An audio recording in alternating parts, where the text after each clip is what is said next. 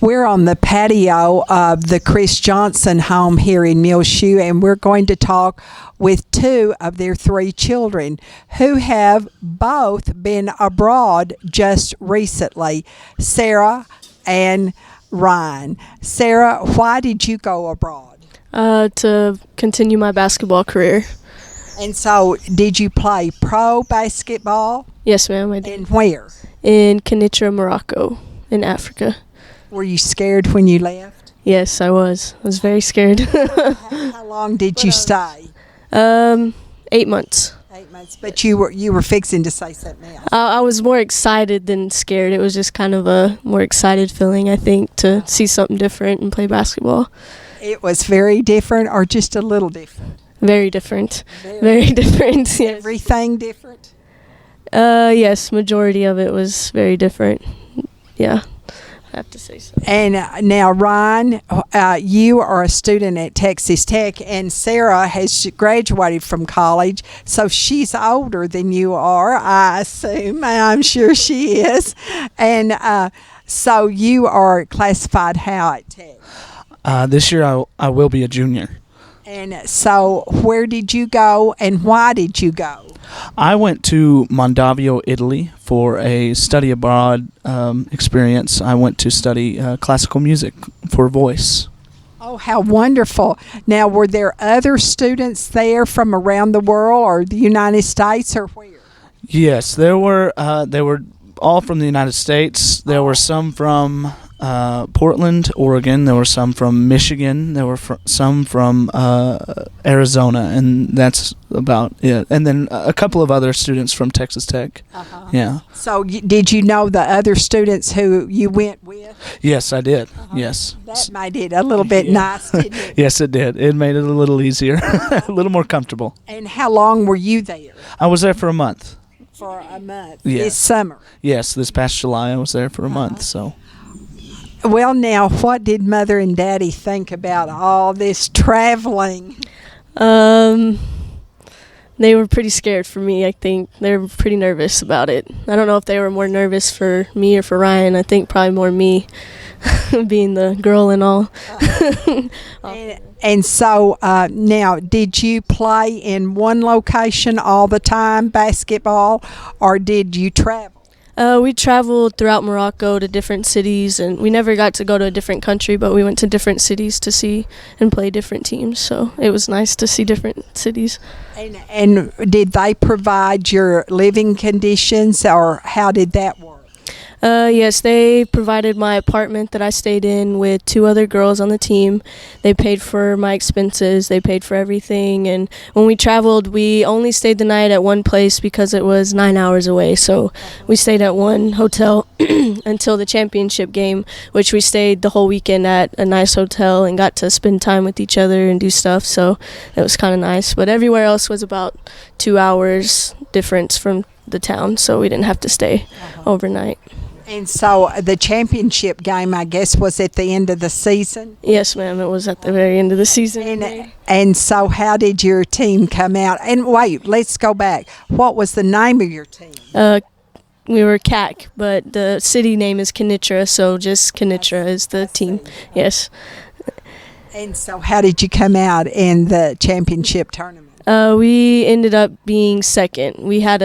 That was the team's first year to actually get to the championship game, so that was a good experience for them and for the girls that I was with and participating with, so they got to experience that for once, and I was glad I got to be a part of it with them because I saw the emotion that they had in it, and I was glad I got to take them to the championship, even though we got second, but it was still a good experience. And you played for the Lady Mules, didn't you? Yes, ma'am, I did.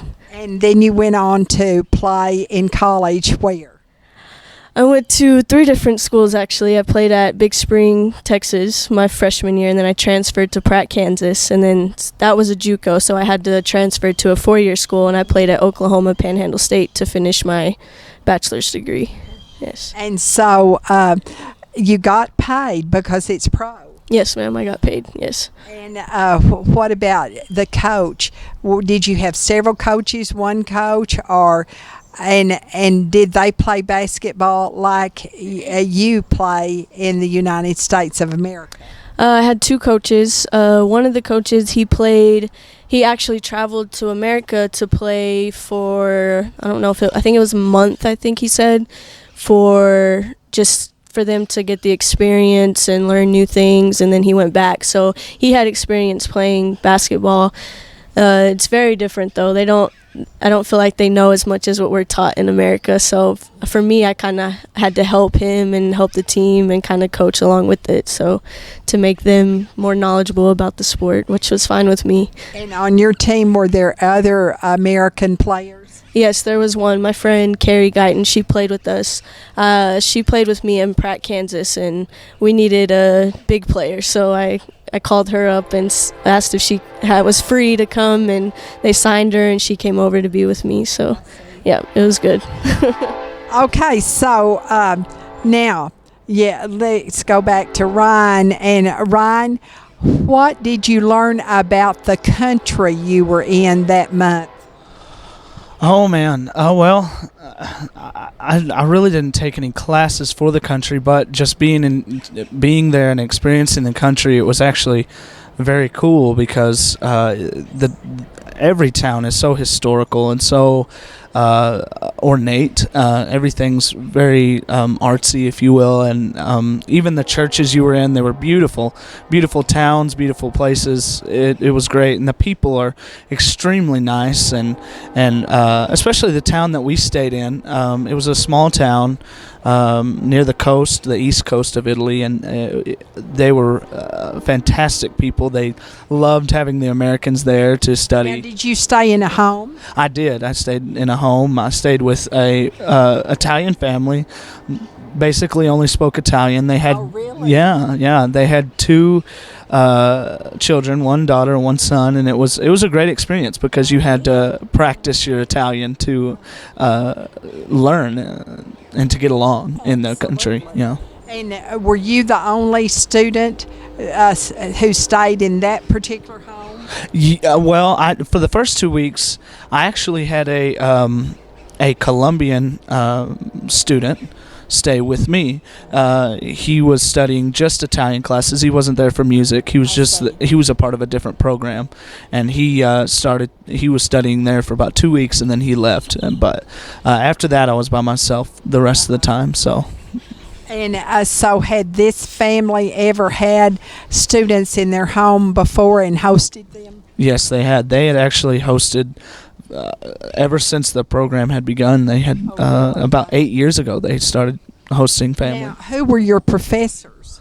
One of my professors was a operatic tenor during his career, and his name is Rico Serbo. He used to work at, he's retired now, used to work at Ann Arbor, Michigan, and the University of Michigan, and he was my voice teacher. And then I also had a vocal coach who works at the University of Baylor, and he's a fantastic accompanist, pianist, and opera lover. and then the other teacher that I worked with, her name was Professor Tosi, and she was an Italian teacher from the Rossini Conservatory in Pesaro that was about an hour away, and she came and helped us, and yeah, it was great. And now, were you on a university where you would go to the classes? There was no university in the town. There was a small elementary school that we would walk to, and the professors that were for our Italian classes would come from a town that was nearby, about 30 minutes away, and they would come and they would teach us in that little place. And yeah, so we would walk to that little elementary school and do all our lessons and all our classes. So I see. Yeah. How unique. Now back to Sarah. We want to give you equal time, both of you. I notice you have some things here. Tell us about first the medal. This is the second place medal that we received after the game, and This was the championship game. Yes, ma'am, the championship game. And it says, I can't remember exactly what it says, but it talks about the championship and everything that we were in. and it's the silver one. And now show us your uniform. Or was this the uniform that you wore all year? No, we actually received these for the championship game from the club that we were with. They bought us these for the championship game, which was really nice of them. They put our names on them and everything. And are those advertisements actually on there for companies? Or Yes, they are. These are right here, and then the one in the back, and then there's one on the shorts, I believe. So, pull up the shorts. Now, what are you thinking about? Are you ever going to go back to Morocco? Yes, ma'am, I actually am. I just signed a contract to go back to a different team in Morocco, in Essaria, and it's more in South Morocco. I see. Yes. Did you ever play against this team? Yes, we did. We played this team in the championship game, and they're the ones that beat us. Oh, I see. Okay. Yes. And now tell us about this beautiful orange and green. What is it? A purse? No, it's actually a pillow cover. There's two pillow A pillow cover. Yes, ma'am. And one of the committee members' mother made it for me. Now, what do you mean by committee members' mothers? Well, the club has a committee that helps keep the team organized and that pays for things and does different things. And his mother, I ate at her house a few times and had some Moroccan food, and she was very nice, and she made me this and gave me some other things along with it. How nice. Yes. And now, what about the bowl? This is a Moroccan made souvenir for just to take home, and the same people that gave me this actually gave me this as well, just to have, and they say it's really special, so it made me feel pretty nice. Of course, because you're very special. Now, is that a particular building or archway that's in there? Okay, their religion is Muslim, and so they have a lot of mosques and stuff in their country. Well, that is one of them that is in their country. I see. Yes. Well, you said something about food. Tell me, was there anything you just couldn't stomach?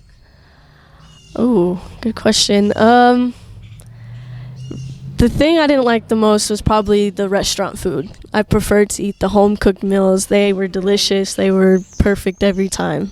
Home-cooked food was the best. Going out to eat was kind of rough on the stomach. So, yeah, I wouldn't recommend it unless you go to a nicer, fancy place or something. Yeah.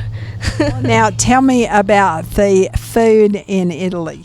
Oh, it was delicious. Can you go to Olive Garden now? I don't know. That's pretty strong flavor.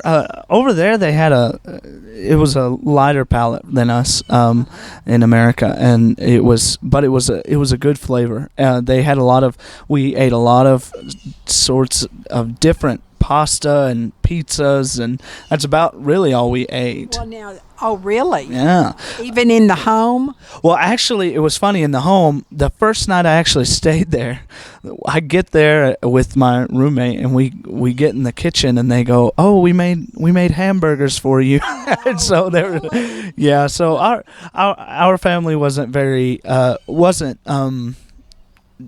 just into Italian food. They also cooked some fried chicken one night and some fried steak, and yeah, so it was good. It was fun, and yeah. And was the pizza just a lot different from pizza in America? Oh yeah, it was a lot different. There it was just a lot healthier, I guess you would say. Because there wasn't as much cheese and grease, and the sauce had to be just right for them, or they didn't like the pizza. So yeah, we got to make our own pizza there at one point. We went to one of the host family's house, and they have an oven outside, and we made that pizza. It was really cool. How neat.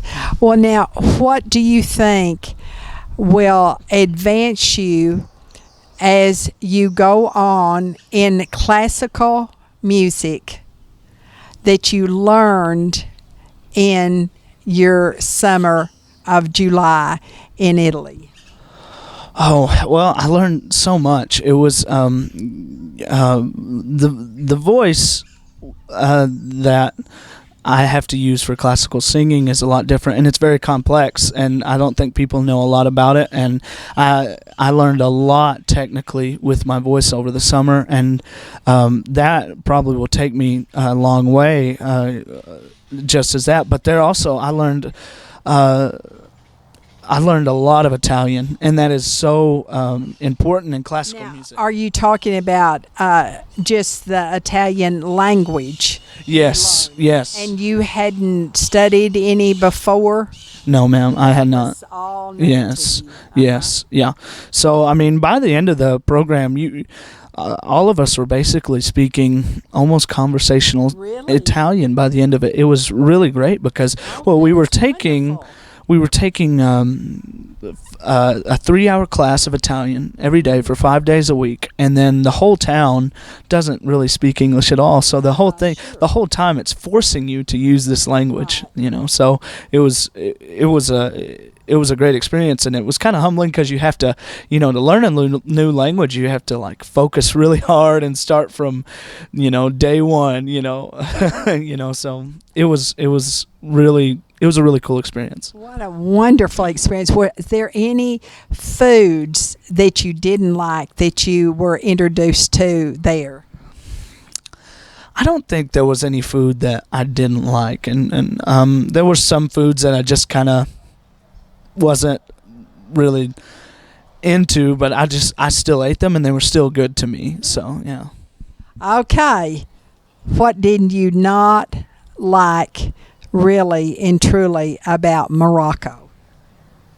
Not being able to speak their language, I guess. It was very hard to learn their language, and their majority what they speak is French or Arabic. So Arabic is really hard to learn, but if you're not focused, like Ryan said about learning a new language, it's kind of hard to pick up on it, and I wasn't real focused, which was my fault, but at the same, it was really hard for me to pick up on it because I didn't live with anybody that really spoke it or taught me. So for me to learn, I had to absorb it in myself and try and practice at home, but I still didn't pick up on it real fast, and that's what I'm going to try and do this year, focus on the language and try and learn more so I can speak more to other people. And Now, when will you be going back? I am supposed to be leaving at the end of August. I haven't had my exact flight date yet, but my agent told me that I'll be leaving at the end of August. So that's earlier than last year. When did you leave last year? I left around the end of October last year. And when did the game start? The regular season starts in November. Our first game was November 9th, I believe. But for this team that I'm going to, we're traveling to do 2 different countries to play in 2 different tournaments before the regular season starts. Oh, really? Yes. What countries will you travel to? I believe we're supposed to be going to France and Dubai. I don't want to, say that for sure because I'm not there yet. So. Did you ever feel extremely uncomfortable or even scared while you were gone? I will say the first few nights I was there, I was a little shocked of it all, having to absorb it all in, just the different culture, the different environment, everything. It kind of shocked me a little bit, and I wanted to get back home, but I stuck it out, and I actually enjoyed it and loved it. Loved the people. They were very nice, very welcoming, very welcoming people. Very nice people. Met a lot of good friends there. And so now you're going back for your second year, and do you get a raise? Yes, I get a raise. Oh, right. Praise the Lord. Yes. Yes. Now, what did they wear, the ladies wear in Morocco? Depending on the woman and what they wanted to wear, they're more of a liberal country for their religion. So sometimes they'd wear just what I'm wearing, or they'd wear normal American clothes or something like this. This is a Moroccan style clothes that they would wear out in public and stuff. And a lot of women wear this out in public, and so they wouldn't show their skin because their religion kind of forbids it for them to show their skin and everything. Well, now, how did they wear their basketball uniform like this one that you were given in the tournament if they actually couldn't show their skin? They would wear long sleeve tights for their arms that covered from all the way up to their hands, and then for their legs they'd wear the same thing, tights all the way down to their feet. They wouldn't show ankles or anything. And then they would wear, I believe it's called a hijab, if I'm saying that right, and it's the headgear that they wear over, and they would wear that in the games as well. Playing basketball. Yes, ma'am. They play with that in basketball. Oh my! It seems uncomfortable. Yeah, I thought it was, but they're used to it and they don't mind wearing it. So, and it's for their religion, so they're proud to wear it. Yes. Tell me, what do you plan on after you graduate with your bachelor's from Texas Tech? What are your plans, Ryan Johnson? Well, right now my plans are to go to probably another university to get my master's degree, and that's probably the plan right now. So yeah. And past that. Past that, go on to maybe audition for opera companies and see if I can get performing gigs and go around the world and sing. Yeah. I wouldn't call an opera performance a gig. Well, it's funny. They do. They call it a gig, and it's still the same lingo. It's funny. Yeah.